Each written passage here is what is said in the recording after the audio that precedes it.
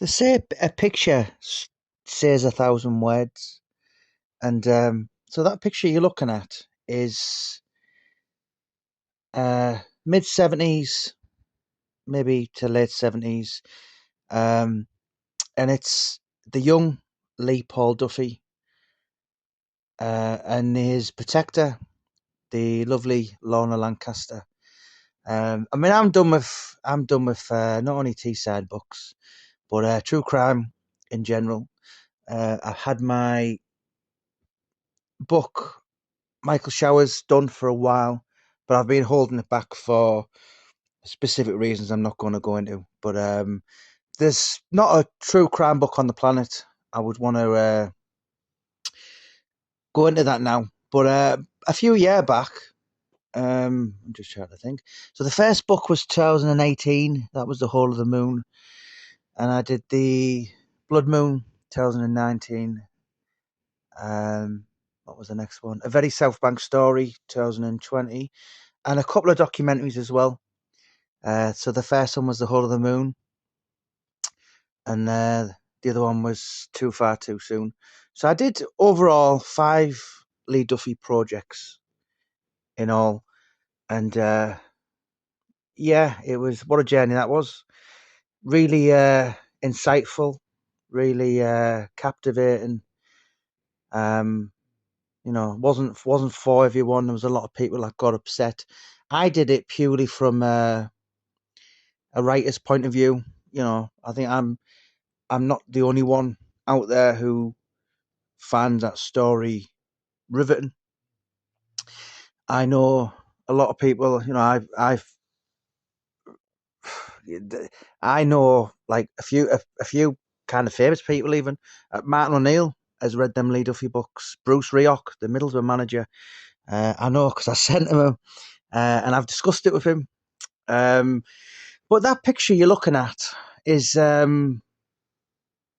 quite, how can I put it, harrowing to watch, to view, because let's listen. We all know. I suppose the world knows the journey, if you like, the demise, the story of Lee Duffy and what he was about.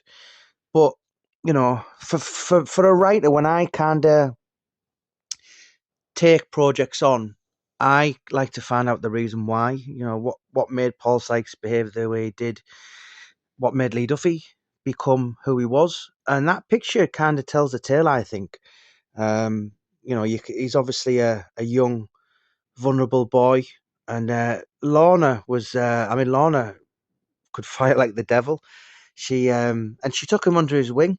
She was obviously on the GB squad, judo. She was a boxer, karate, all that kind of thing, and she kind of mothered Lee.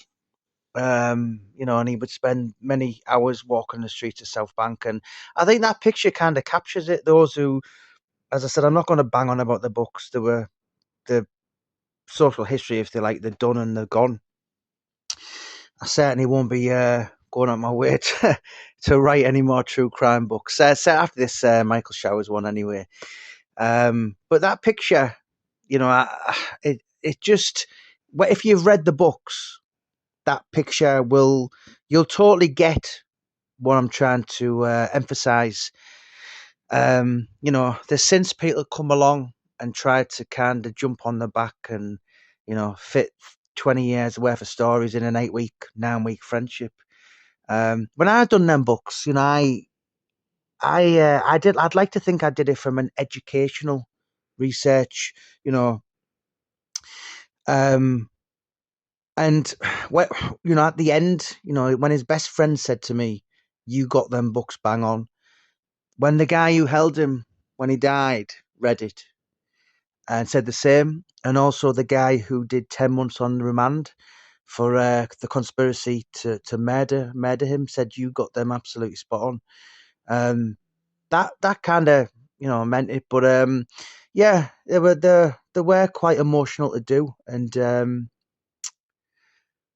yeah, that picture, as I said, I seen it kind of yesterday, and I've looked at it today, and I've got a bit more information from people who Probably wouldn't thank me for naming him, but you know, and I asked someone this morning actually before I got it confirmed, and I said, "Look, blah blah blah." And he went, "Oh my god, yeah, wow!" And he said, "I remember him wearing that coat and that sniffer. That was his nickname because he was bad with his sinuses apparently." But yeah, that picture is it does tell in my book, obviously because I've researched the story thoroughly. Very very tragic picture to look at. Um, for what he was in the end, he wasn't all like that. And you've got to find out what makes people the way they were in the end. And he was a very very broken, damaged young child in that picture. But yeah, absolutely captivating image of Lee Duffy and Lorna Lancaster.